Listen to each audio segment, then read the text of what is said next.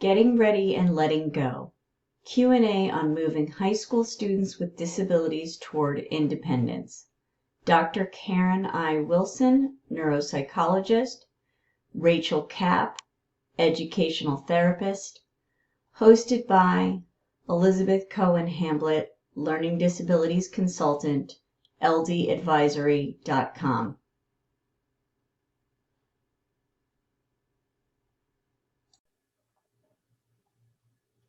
Hello, everybody, and welcome. I'm Elizabeth Hamblet. I am the head of the College Transition and Accommodations Group, and I'm really excited about today's talk. If you've been paying attention in the thread, then you have seen me post a link to the interview that my friend Karen Wilson has done with Rachel Capp. And so these are two of my colleagues and my friends. And they talked about something that I thought was really important. I know that as parents of students with disabilities, many of you have had an experience of watching your child struggle initially before they were identified as having a learning disability or ADHD or anything else, and then hopefully have seen them start to receive some assistance and start to do better. And that is wonderful, and that is the goal. But as they move toward high school, obviously the whole goal is to make sure that they have the independent skills that they need to be successful at college, where, as we talk about in this group all the time, the supports are reduced quite a lot from a lot of high school situations. And obviously the structure, as for any college student, is also reduced. So I'm going to just take a moment and let my colleagues introduce themselves, tell you a little bit more about themselves so that you have a sense of where they're coming to this conversation from. And I'll just go in order of the direction they appear on my screen. So Karen, if you would just let everybody know who you are. Absolutely. I am Dr. Karen Wilson, and I am a clinical neuropsychologist in Los Angeles, California. And in our practice, we do evaluations on children through young adults who are struggling with learning, processing, or social emotional challenges. And we put together a plan that helps them achieve their full potential by connecting them with people like Rachel Capp, who help them through educational therapy and other interventions that are appropriate for them. Rachel. Sorry. And Karen, you should talk about Child Nexus too. Oh, yeah. Oh, that's how we all came together. Yeah. Karen. Rachel, if you wouldn't mind. Karen, say something about Child Nexus. Absolutely. Sure. So Child Nexus is a digital platform that connects parents who have children who are struggling with processing social, emotional, or neurodevelopmental issues with professionals who provide those services. We also provide vetted information. So if parents want to go and read through an article about ADHD or emerging adulthood or depression and anxiety in adolescence, they can go in and get that information. And they can also listen to our podcast, Diverse Thinking, Different Learning. There's a tab on the childnexus.com website to check out some of our episodes. So I am Rachel Capp. I'm an educational therapist in Los Angeles, California. I'll go into a little bit of a speech about what educational therapy is because it's not prevalent throughout the country, but hopefully we will expand awareness today. So as educational therapists, we work one-on-one with students with various learning profiles to help them build skills and strategies to help them become independent and autonomous learners in the classroom and in life. So we're taking weaknesses and turning them into strengths. It's one-on-one work. And in my practice, we specifically specialize, my practice is Capp Educational Therapy Group, and we specifically specialize in learners with executive functioning challenges and or ADHD. Additionally, I co-host Learn Smarter, the educational therapy podcast, which both Elizabeth and Karen have been on. And in that podcast, along with my co-host Stephanie Pitts, we discuss educational therapy. The mission of that podcast is to expand awareness and access to the work that we do and sort of provide access to families who don't have the opportunity to engage with an educational therapist because there's not enough of us.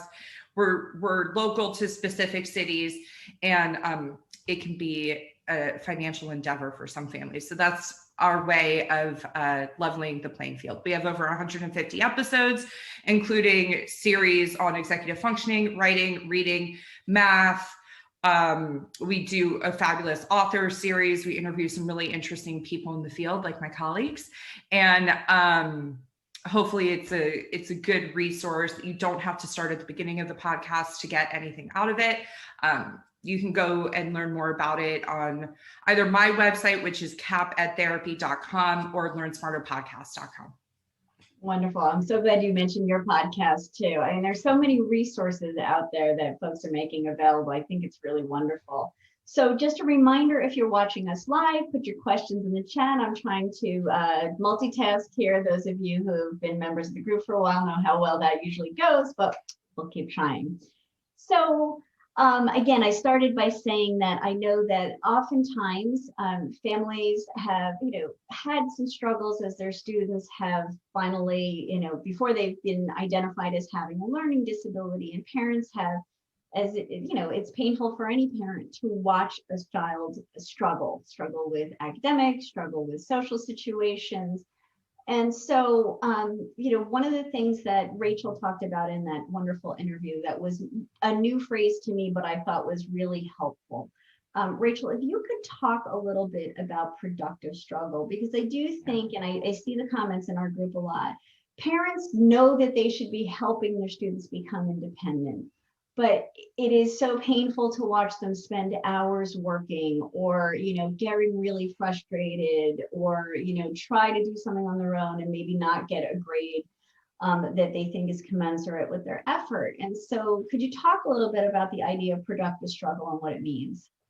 Yeah, thank you for asking. I don't want to take credit for the idea. It's actually somebody else who came onto our podcast, Dr. Rishi Sriram, came onto our podcast to talk to us, and he did a fabulous episode that we've titled Learning About Learning. And if there is any episode that I feel like every teacher, every student needs to listen to, it's that one. I want to say it's episode 109 of the podcast, but I'm not 100% sure. So he talked to us about the zone of productive struggle, which is the idea that students have to struggle in order to make progress. It is incredibly difficult to sort of navigate that independently with just the parent and the child.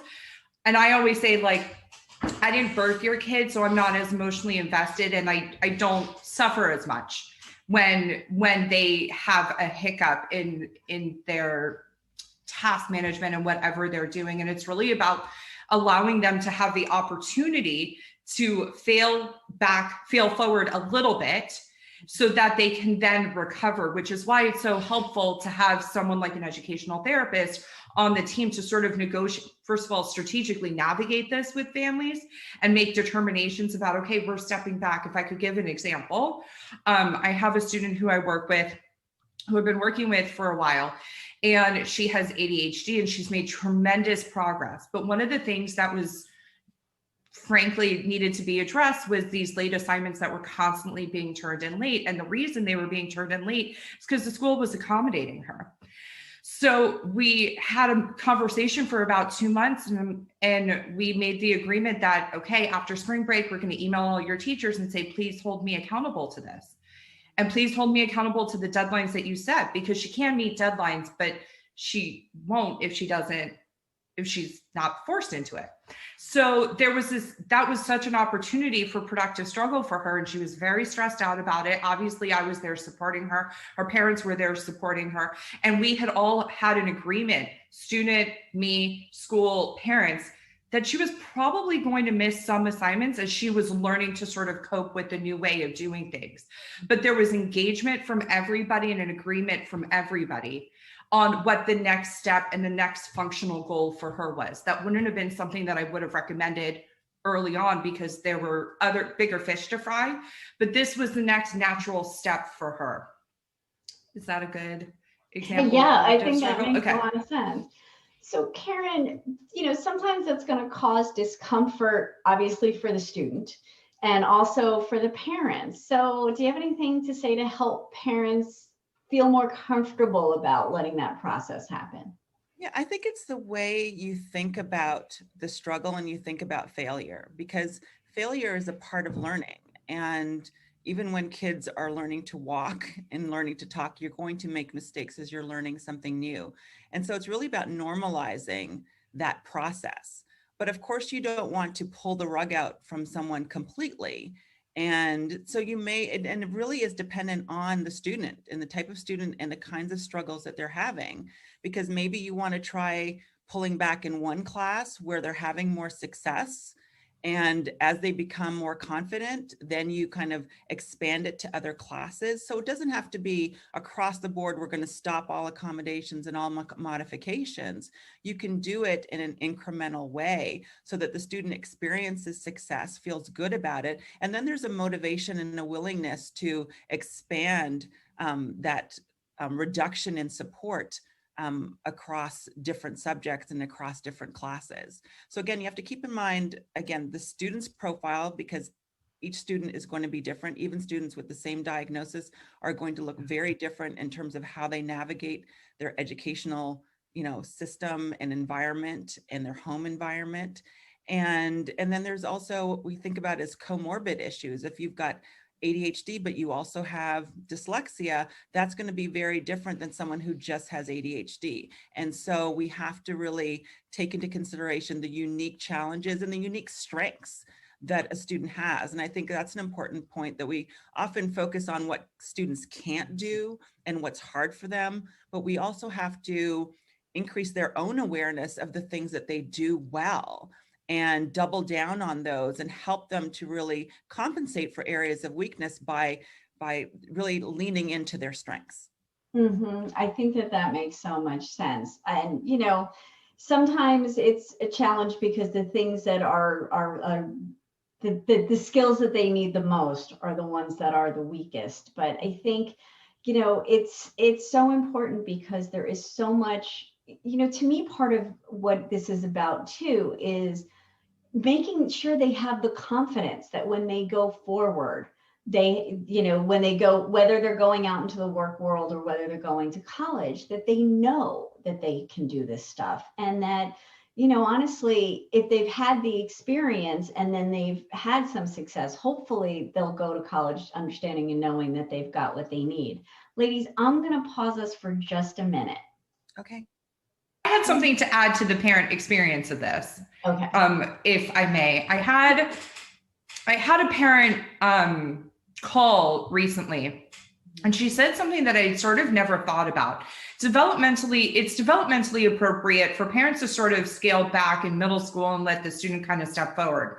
But if you have a student who struggles with executive functioning, that's incredibly challenging, because we always say the biggest leap executive functioning wise is from elementary to middle school. And it's all these implicit skills that we never explicitly teach learners. So if you have a student that struggles, it's totally understandable why parents will still be in portals and kind of managing their students' academic experience from home and trying to recreate their day. And then students aren't accurate reporters of the day because they miss things. But let's say in a neurotypical setting, around middle school is the time when parents are stepping back and students are stepping forward and needing to advocate for themselves and so on and so forth. So if you have a student who struggles with executive functioning, know that it's okay to wait till high school. They're 2 to 3 years behind their peers, typically, their neurotypical peers. But what she said to me, because we were talking about how does she navigate this? How can she step back and let her child step forward? And she said, Rachel, for the last 10 years she's been in school, this kid was like 10 or 11, I have been told I need to advocate for my child. I need to go in there. I need to have the meetings. I need to talk to the teachers. I need to make sure the IEP is on point. I've been doing everything. And now everybody is telling me to back off. Mm-hmm. And I thought, you're so right. That's such a good point. You're so right. All the advice that she was getting from everybody was, okay, now it's time for you to step back. How do parents navigate that and negotiate that in an incremental way that's strategic, that has the student on board, that has the school understanding that it can't just be, as Karen said, pulling the rug out from under them and be like, all right, you're on your own. There has to be a strategy and an approach to it. So that's something that I've really been thinking a lot about in terms of the parent experience of this. It's almost not fair to say, go learn all the research, go do all the things, go listen to all the podcasts. Okay, now it's your kid's turn to figure it out. That's like, if I could give an analogy, that's like you're at the bottom of the staircase and the top of the staircase is that independence that we want for all our learners. But you got to go step by step up the staircase, not just go to the landing. That makes sense. It absolutely does. And I'm really glad that you brought up executive functioning, Rachel, because I think that so many of the students that we work with struggle in that area, regardless of what their diagnosis is. Yeah. And it's something to keep in mind, like you were saying with executive functioning, is that students who have language-based learning disabilities, language-based disorders, ADHD, there's often a delay in the development of the brain that supports executive functioning. So we know that the front of the brain is the last part of the brain to develop. And oftentimes we think of adulthood as, 18 and, they're fully actualized adults at that stage, when in fact that front part of the brain that manages all of those executive functioning systems does not fully develop until people are right in their mid-20s, like mid-20, 25, 26. And for kids who have these language-based delays and ADHD, there can be a 3-year delay. And so that's something to keep in mind. And what I often say is that brain development, like during kind of this emerging adulthood, really needs to have the support of parents and society as the brain is continuing to develop. And just like we want kids to kind of incrementally begin to do things on their own, parents at the same time simultaneously have to incrementally pull back on the support that they're giving their children. Because one of the things you were saying, Elizabeth, is that parents are kind of afraid to kind of take their hands off. And and maybe students are afraid of failing, but you can't fail unless you try. And so you have to give students an opportunity to try, because often they're very surprised at what they can do. I mean, I think when you talk about that not failing if you try, certainly some of our students really suffer, I think, with perfectionism. And, some of them, certainly no expert, some of the stuff I've read indicates that the perfectionism is about that failure and the worry about being judged. And it's a problem because, one of the things we talk about in this group all the time is very frequently students do not get extended time, for instance, to write papers. And when it comes to, papers and projects in college, usually you have at least a week, right? You might have 2. And that comes down to the executive functioning pieces of being able to figure out how long you need to get it done. Will you need help or feedback? Are you going to go to the writing center? How far in advance do you need to do that in order to be able to get the feedback and do the next draft? And so when we say to families, typically there's no extended time for papers and projects, and they say, oh, but he always gets it and he needs it. Well, is he getting it for the procrastination? Because moving the deadline only extends the procrastination, right? And so if it's the procrastination is about the perfectionism, and it's a student who just, has been getting help at home, and, parents have advocated for these extensions to get them to feel more comfortable, how can they help them get past that point before they get to college? I realize that's a huge question I just asked, but any thoughts on perfectionism, procrastination, and, where parents might be able to help with that? Right. I think one thing to keep in mind that those are 2 different things, but Yes, they co-occur, right? Yeah. Yeah. And I know Rachel works on procrastination because that's again part of that executive functioning system and helping students with efficiency and organization and planning techniques, and that's her zone of genius. But I do want to speak a little bit about the perfectionism, because a lot of times that can be tied to anxiety. It can be tied to anxiety, and again, that connects with the idea of fear. And what fuels fear is avoidance. And so, because you never get to experience the fear if you avoid the thing that you're fearful of. And so oftentimes some students may need to, again, have what they call exposure. When you're treating individuals who have anxiety disorders, you expose them to the thing that they're fearful of, and you train them to engage in relaxation, during the moment of fear. So it kind of deregulates their nervous system and calms them down so that they can do the thing that they were fearful of. And then over time, they learn to do the thing without experiencing the fear. And so for some students, they may have to work with a therapist. They may have to work with a psychologist to help them work through the perfectionism, particularly if it's connected to anxiety. That makes so much sense. Rachel. So I will just say I've never worked with a student who doesn't have some form of anxiety and or perfectionism sort of going on. As far as those specific accommodations, there seems to be 2 accommodations that parents really feel are going to be meaningful, which is like flexible deadlines and extended time. One of the things we really have to manage with learners is is staying in that zone of productive struggle and not going too far over and overreaching, because if there is a procrastination issue, the extended deadlines don't serve anybody. And what ends up happening is things just kind of pile up. So let's go ahead and just be firm in the deadline. And then there are natural consequences if they're up late the night before. These are all things that all the parents that I work with talk to me about because it drives them crazy, but that's their students' process in that moment. And we can scale back and sort of help parents have their needs met. I had one client who is now in college, and I started with her probably middle of 11th grade, and writing was a really big stopgap for her. And what would happen is she would begin writing a paper at 10:30 at night and then go to her parents and say, I need help at 10:30 at night. And so one of the things that we really had to work on with her parents was, okay, she has boundaries. She's got to be coming to you and talking to you about it by this time on this day. And if she doesn't, we just have to let her work through it. And suddenly those late night sort of sessions were no longer happening because her parents were no longer succumbing to it. And it's hard, and it was hard for them to do. And it took a lot of conversations and a lot of like that itself took incremental changes from me advising the student, me advising the parent to sort of get everybody into the zone of equilibrium that everybody was saying they wanted.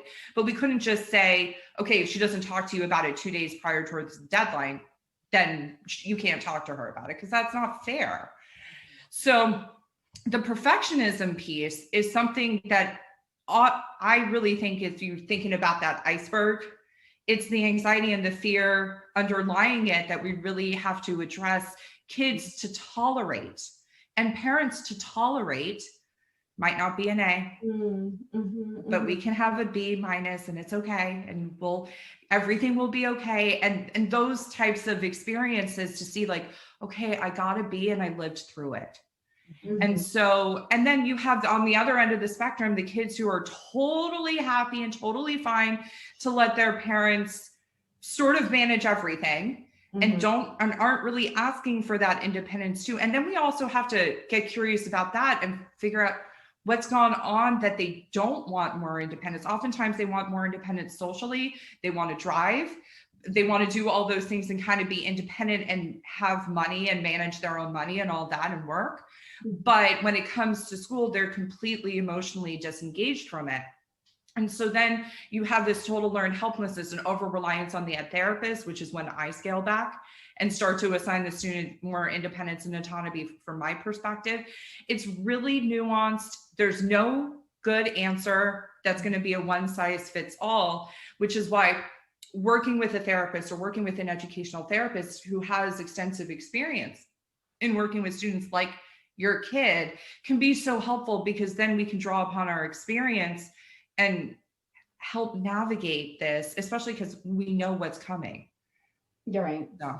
Right. I think that that's true. And it's, look, as Karen said, we know the brain's not done developing for a good long time after they're out of college. And I mean, that has been, it makes so much sense when I look back on my experiences in my late teens and early 20s. But I think too, I think avoidance of, and again, I think well-meaning parents are trying to make sure their kids have what they need. And, so even if they're not ready yet college is a leap of faith in a lot of ways. I think for typical students as well as neurodevelopmentally diverse students, because it is a new structure.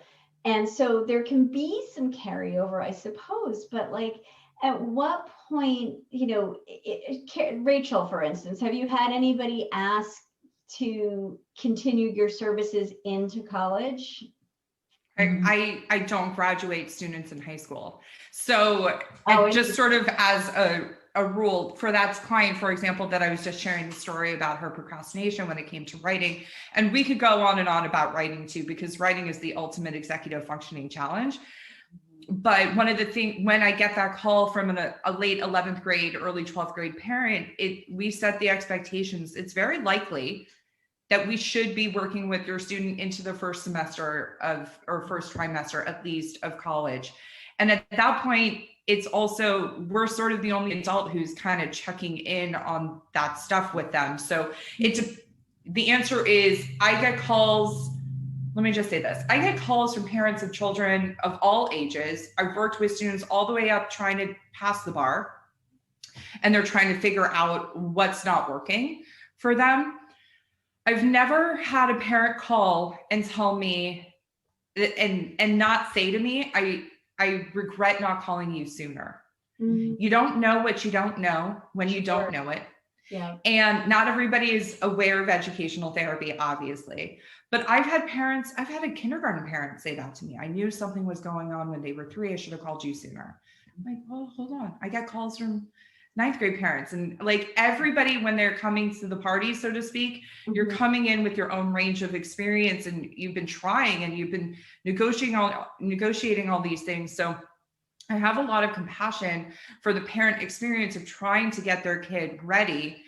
And it's attainable, but it's going to take time. It took time to get you into this zone that you guys are in currently.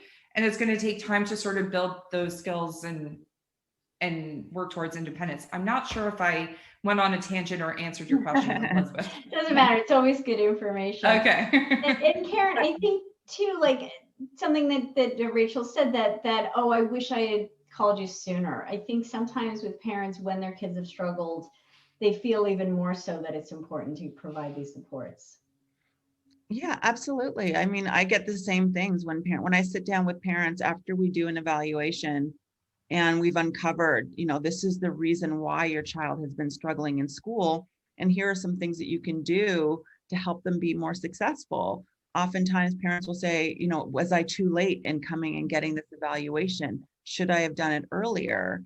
And, hindsight is 20/20. You don't know what you don't know, like Rachel was saying. But the brain is continuing to develop. So there are always things that can be done to address the underlying issues. Of course, we get the best outcomes when we intervene early, but it doesn't mean that we don't get any improvement when we intervene in 4th grade as opposed to 1st grade. We still will see improvement, and the students can still build on the skills. And the other thing I want to piggyback on, I know that Rachel was saying that, she has parents calling her about their students. And I can tell you from my own experience, after doing evaluations from kids from preschool all the way up through, students who are going to graduate school and need extended time, need an updated testing because they're now applying to med school or law school, that one of the things that brings me so much joy is when a student is going off to college, and instead of the parents calling me and saying, we need a reevaluation because it's been over 6 years and we need to know if they still qualify for these accommodations, it's the student who calls me. Yeah. The student who calls me and says, hi, Dr. Wilson, you evaluated me when I was 10 years old and I'm applying to college and I think I might need to get updated testing. I want to make an appointment with you. That's when I know the parents have been working with that student to help them develop the independence. And then I have other families where the parents are calling me and making the appointments, and they're, meeting with the learning disability specialist at the college. And that's where I say, your child should be the one really initiating this, because all of the forms have to be completed by the student, not the parent. And so starting that process in middle school to prepare them for self-advocacy and Mhm. being able to express what it is that they want and what they need is such an important skill. Oftentimes we're so focused on, again, that area of weakness, the reading or the writing or the executive functioning or the attention, but Mhm. self-advocacy skills are incredibly empowering. They're incredibly important. And Mhm. there's a direct tie to emotional well-being. And that's important because we That's know really that important. during this emerging adulthood period, as those executive functioning demands are increasing, it's also a vulnerable time emotionally. It's Mhm. when kids may experience depression for the first time, anxiety for the first time, or at a level of intensity that they never experienced before. So having those self-advocacy skills can be a buffer to some of those social emotional challenges that many students face. Mhm.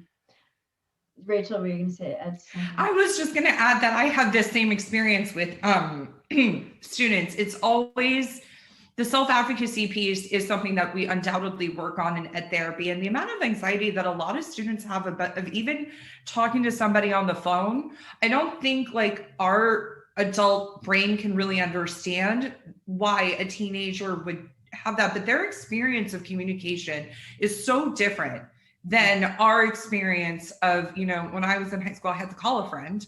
Now they don't do that. They communicate on their device. And so I have students who like won't call and place an order at a restaurant, that type of thing.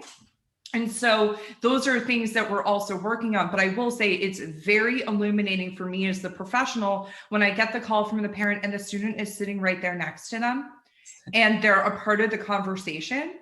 And it's so, okay, this is already a family who has open dialogue about what's going on. And, it's one of the questions I ask in the intake is, does your learner know that you're talking to me right now?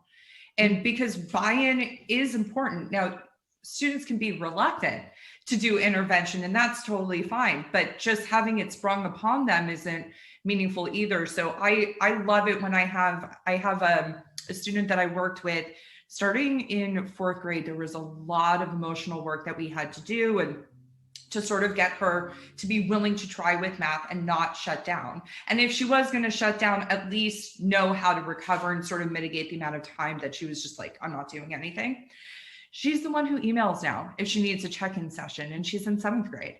And so these skills develop over time. And I was smiling when you were saying, I'm like, Karen's so right. Like when the kid's on the phone, it makes it easier for us to do our job. Oh, for sure. And, right now, I mean, the texting thing is something that as both a parent and a professional, I really struggle with. And the record keeping stuff that we do at the college level is such, I don't know if we're going to go to text. And so Yeah. when I email students and they have missed an appointment and, I try to be. Well, they don't check their email. Right. They don't. And then, then they, oh my gosh, I'm so sorry. It's like, great, here, I can offer you these other days. And then I never hear back from them. Yeah. I'm never sure if this is a student who maybe didn't need the appointment that much. Often their coordinator will set up that first appointment with me, or they're so disorganized, they desperately need the appointment. Yeah. And they're just never going to organize to follow up with me. I think that, and the emotional piece is so overwhelming too. I mean, they're really still teenagers when they're starting. And I think that we just assume, somebody I interviewed for my book, Ray Jacobson, who's a writer, she does stuff for Childline Institute, and she'd written for Understood. And she said, she really thought when she got into college that meant she was cured of her learning disabilities. And it was something that in her ADHD, and it really stuck with me. And I think, we put so much emphasis on students getting the grades they need to get into a school so they can do that. And then perhaps inadvertently, we're sending the message like, you're ready to go. Mm-hmm. And it's so important for them to really know that they've got the skills, and without, trying to fly solo, I think it can really be, quite a shock to get to college and find out that in fact, you were reliant upon a lot more support than you realized. If I could just talk about the email issue for Oh, a second. yes, please. So one of the things that happens when learners come into our practice is they go through a system of overhauling their systems, or go through a protocol of overhauling their system for organizing themselves, their time, system for organizing themselves digitally, a system for organizing themselves physically. And one of the things that we've really been sticklers on, especially as COVID hit, was really focusing on the fact that students don't check their email. They often have multiple emails that they don't have the passwords for. They have like these burner emails because they want to sign up for a coupon one time. Right. And so sort of teaching learners very early on, email protocol is really important. If your kid has an email address, even in the second grade, it needs to be something that you teach them, okay, this is something that you need to respond to, not immediately. It's not like a text message, but within 24 hours, that's what's socially acceptable. And we have to really teach this email protocol to learners because it is not the way they're communicating. And even with me, I set up my expectations of how I want to be communicated with. Parents and kids have different boundaries, shall we say, but there are certain things that this is an email and you need to put it in an email to me because I simply won't remember because you're not my number one priority. I love you, but you're one of several students that I'm working with. And so sort of teaching them how to navigate it. But undoubtedly, because we're working with learners with executive functioning, every time a learner comes into the practice, the parent is still checking their email. And this is all throughout, and then texting their kid and letting their kid know that there's something pertinent that they need to respond to, which is why I say if they're old enough to have an email address, and if they're and learners are now getting email addresses very early on, especially with virtual learning and all that, we need to be teaching them that this is part of how your day needs to go. And this is something that it's not just, yeah, I have an email, but actually you need to respond to your email. You have to do something with it. You just can't look at it. Mm-hmm. And so that's why, like, when parents will tell me, I emailed him this, I'm like, he doesn't check his email until he's with me. And so like we got to sort of build these skills over time, and accept also that our learners have they have had a very different life experience than we have had, and they haven't had to manage a lot and talk to people on the phone and all that stuff. So, because we can just order food without talking to somebody.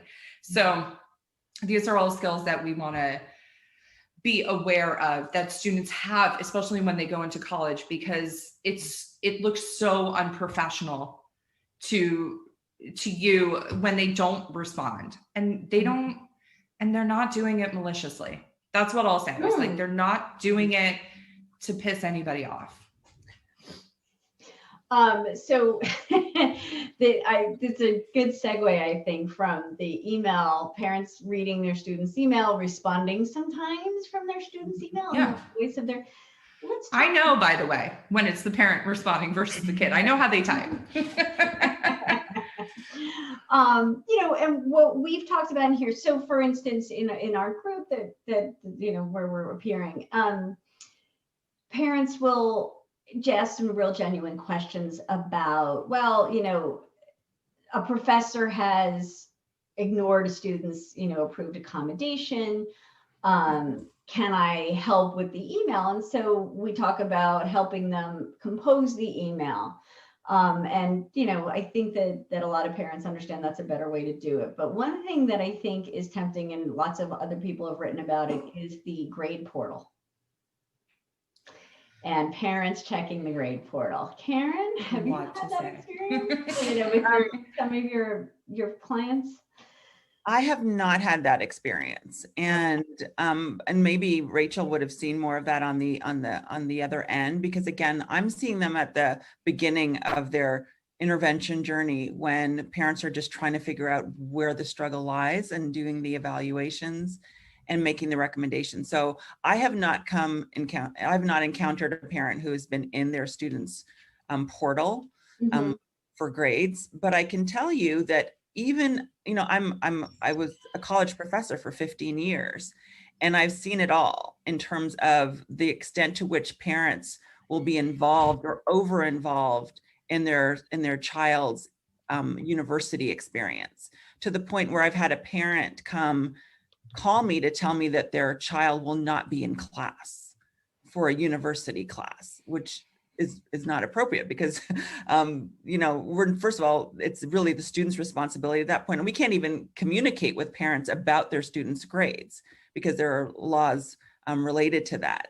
And so that tells me a lot about the students, again, their self-advocacy skills and what is needed. And that wasn't even a student who had a specific learning disorder or processing challenge. It was about the lack of self-advocacy skills. Your parent should not be calling me to tell me that you're sick that day, or that you won't be in class today, or you need an extension. That should come from the student. But again, it's all about preparation. It's about starting in middle school, sometimes earlier, to develop those skills alongside those strategies that address the underlying weakness, because both of those things together are critical for success. It's not just about being an excellent reader or having exceptional writing skills. You have to have the self-advocacy skills alongside those skills. Rachel, you want to talk about grade portals? I think I have a lot of feelings and emotions about online portals. Their parents have seen during this pandemic year how problematic they are, and therapists have been seeing how problematic they are since they've come into vogue. We've done an episode on online portal pitfalls. So if you want to hear Steph and I complain about why portals aren't as functional as they could be and should be, you can go back and listen to that episode. But here's what I'll say. Portals are a fabulous entry point into recreating your learner's day. If they don't know what happened, portals are great, but there's all sorts of problems of learned helplessness. Kids don't want to have a calendar because they're like, I have it in my portal. Well, your teacher doesn't update their portal consistently.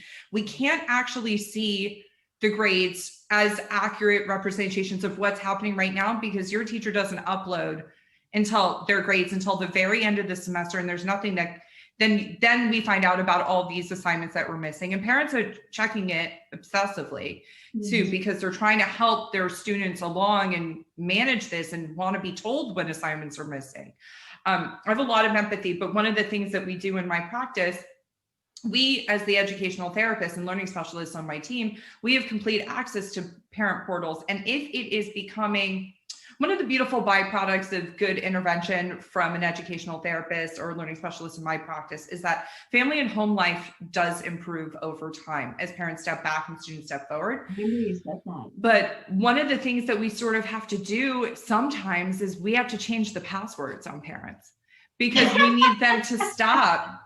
Because it's not productive. We're not allowing but this is all strategic, some parents will, shoot off a quick email and say, hey, my kid didn't turn this in. And we'll have to set boundaries of like, okay, great. They didn't turn one thing in, but if you write me an email about that, you have to tell me the 4 other assignments that did get turned in to sort of rewire their brain about it. But online portals are incredibly problematic. If they're good, they need to be used for good, not evil. And so often they are used as is 100% accurate and reflective of the learner's day. And it's just not the case of what's happened.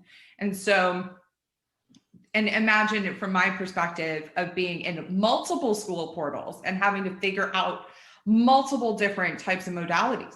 It's really tricky, but auditing the portal and sort of figuring out, especially if your student is not an accurate reporter of their day. And I say that in a loving way because students will lie because they're afraid of the consequences, which I totally understand. Just don't lie to me about it because I will figure it out.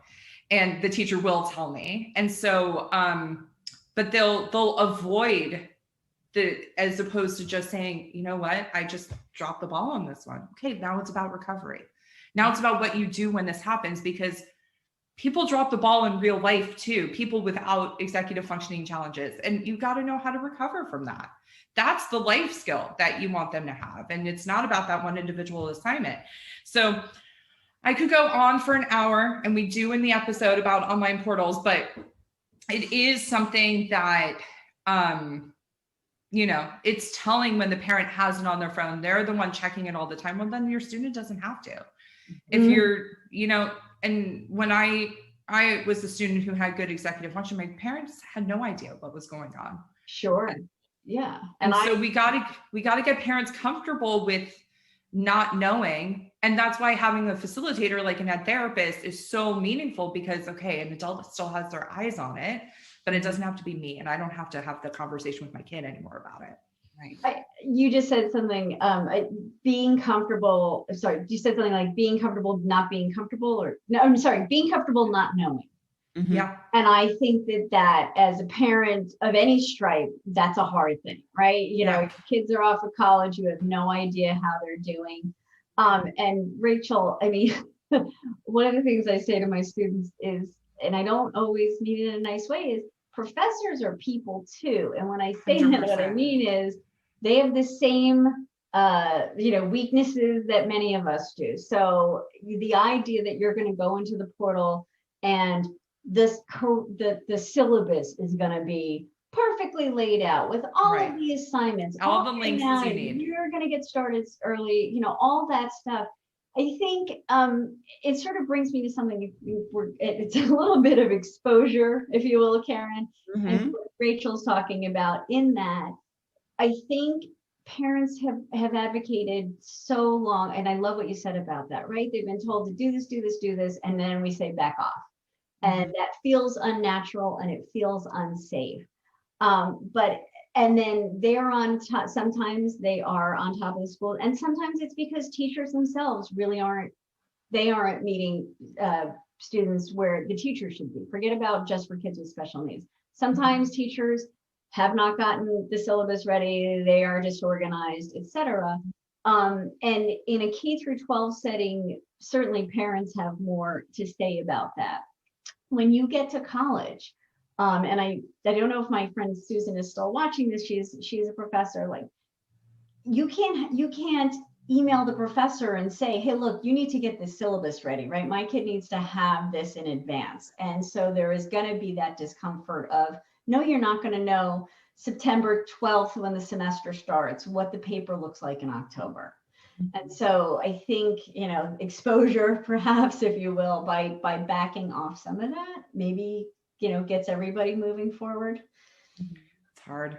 It's everything that we're asking is a letting go process and a transition. And it's hard, but I always tell my students, once you're in middle school, for the rest of your life, you will have a couple of teachers you absolutely love, and you're going to have a couple of teachers who are incredibly challenging for you.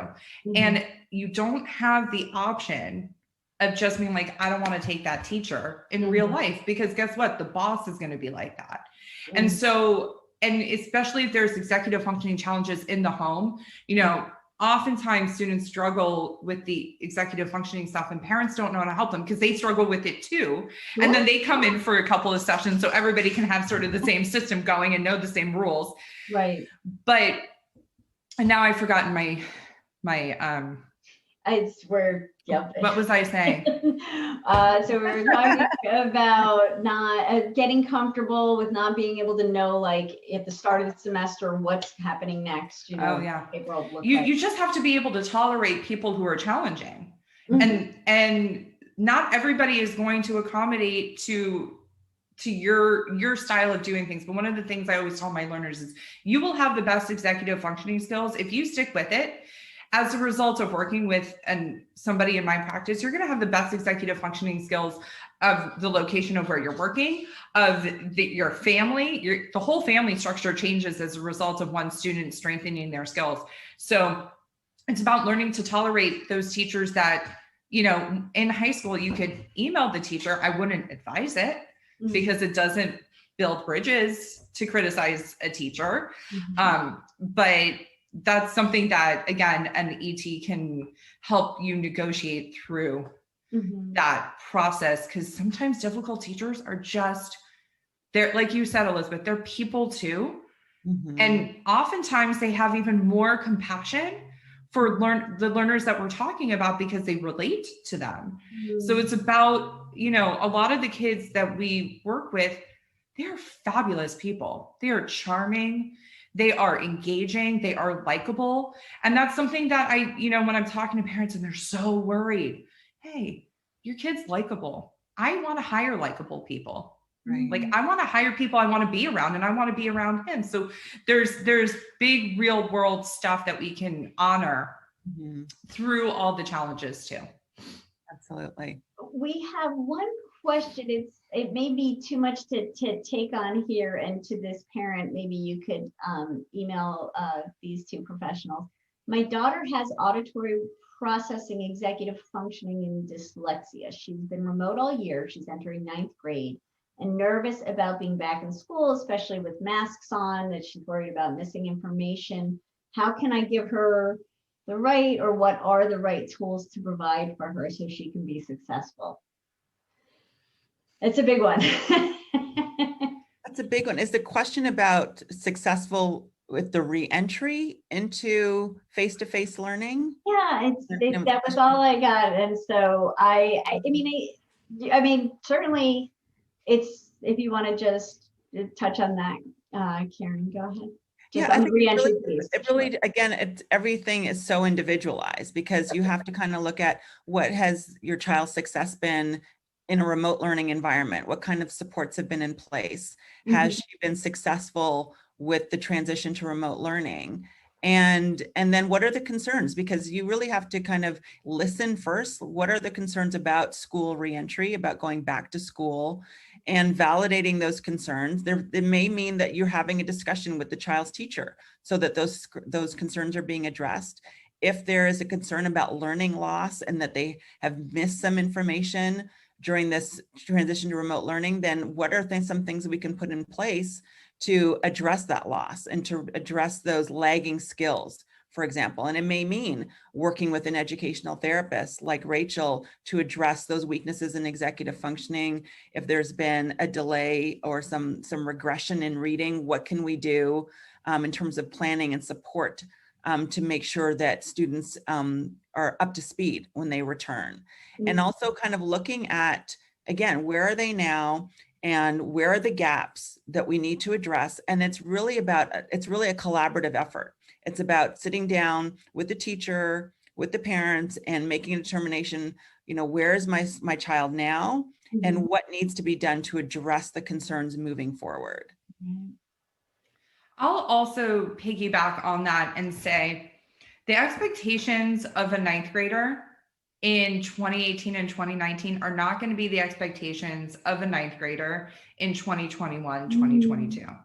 Teachers are going to have to go back to earlier curriculum and make sure, because everybody is going to need to take a step back to be able to take a step forward together, and to give teachers some time to sort of figure out where their learners are. Look, the re-entry stuff is real. Just like there were all these articles that came out, as we were going into quarantine about how do we help our kids? Well, we don't know how to help ourselves through this because we've never done this before. And we have to also grant the child and ourselves some grace of re-entry issues. The social stuff is going to be very dramatic for kids who haven't really been engaged. And there's just a lot that we're going to navigate. So prioritizing the emotional and mental health of the learners, fears are normal. That's appropriate after the year and a half that we've all, or whatever it's been, that we've been through together collectively.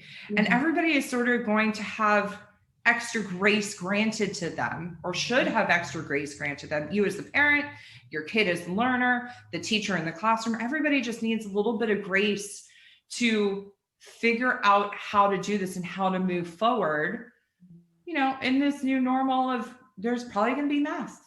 Okay. Yeah. So maybe we can wear a mask for an hour a day at home and see what it's like, and start to build up some tolerance to that, or get a mask that feels really good on their face to them, and kind of go at it from a sensory perspective. There's a lot that we can do to sort of mitigate, but also validate. Yeah, we're going to figure it out as we go too. Right. Got your back. And I think normalizing that we're all experiencing, all the students who are going back to face-to-face learning are experiencing many of the same fears, many of the same concerns. And I agree with Rachel about prioritizing mental health, because I think there's been, with parents, a lot of the parents we work with, there's this over focus and there's this over emphasis on academic success.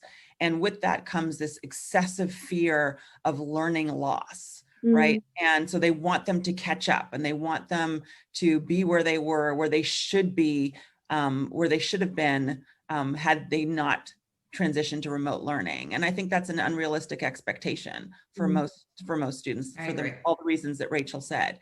But we have to prioritize mental health because a lot of these students are going back into this face-to-face learning with a lot of anxiety. Stress levels are still high.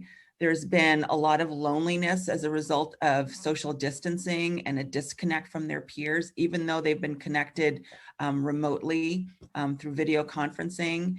And it's very hard to engage with the learning process if you're stressed and afraid.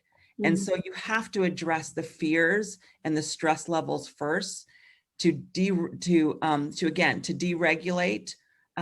this nervous system that is, is responding to these fears and these concerns and these stresses, and really bring that down so that kids can learn and so that their brains are primed to learn. You can't catch up on what they've lost until you address the mental health issues. Yeah, and as you're saying this, I mean, we're talking here, we're addressing a rising ninth grader, but thinking about from my end, what is it going to be like starting college next year for these students who've just spent a year, finishing high school remotely, most of them, and the normal anxiety that goes into transitioning to college, living with new people, and hope, with fingers crossed that this fall people will return to some semblance of our previous life. I'm going to not use the word normal anymore. College environment of living together after, perhaps, some regression of social skills over the last year. And now you're living with people and you've really only seen your family for the last year and a half. I mean, it'll be interesting. There's a lot of stuff that's stressful about transitioning to college already without that layer on it. I think in some ways, the conditions under which we're living right now are maybe going to be even more of an impediment to helping students develop those executive functioning skills that we've been spending this time talking about, because parents have been there the whole time. You can hear the conversations going on, right? They can walk over to you at any time and ask you a question. And it's going to be a big adjustment. So, Rachel, have you ever suggested to parents that their student maybe take some time before transitioning? You want to, let me close with that. So as you were talking, all I kept thinking is we don't have to do this in the fall. We don't have to send them yet.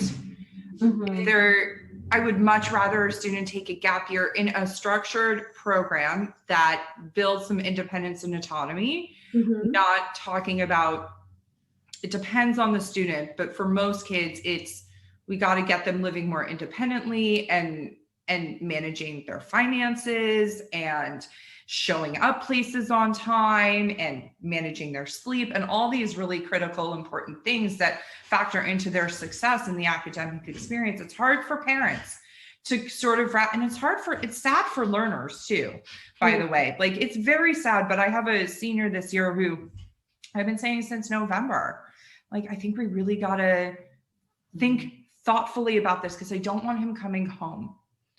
And I don't want him, because that is devastating. It is devastating to their self-esteem. And sometimes just giving them a year, because the kids, like Karen was saying, are behind their peers. This is incredibly difficult if it's a second child. So you've had a successful teen already launch into college. It's really hard when they're a twin. And one twin can go and is ready to go and one twin isn't. And that's something I've navigated in my practice too. We have to sort of honor these individual experiences outside of the previous experience of parenting. But there's no law that says I will only hire somebody who graduated college at 22. I don't care when I look at a resume, how old they were, right? So these are the things that parents and teens sort of have to come together. I think this is actually the perfect time because I think there's going to be a lot of kids who didn't get to tour the college that they got into, and had to, the seniors making these decisions last year was so torturous that they couldn't physically be on campus. And so I think there's going to be a lot of their peers who are making this decision to wait one more year and give it another year, because quite frankly, they deserve to have a great freshman year experience with parties and football games and all the good stuff that goes along with being in college, and why college is such a great and special time. So I'm a big advocate for it. Yeah, I agree. And I think if ever there was the time to 100%. take a gap year, this is the time to do it, because Yes, there's a clear rationale for doing it. It's been a rough year and I need some time before I jump into this new environment. And everyone will understand that. I think so too. And if you are watching this video on YouTube, if you go to my channel, there is a recording of a conversation with some GAP experts on considerations for GAP experiences for students with learning differences. And within the group, I have the link to that more recent conversation. So ladies, this has been a really good conversation. I think, you know, this independence thing has probably been even more challenged this year than in any other year. And so I really appreciate your expertise. Let me just check to see if we have any more questions. I don't see anything, but thank you for sharing. If you are watching this on YouTube, I will be putting the links to these practices and to the podcast in the comments. Ladies, thank you so much for everything. Thank you. thank you for having us.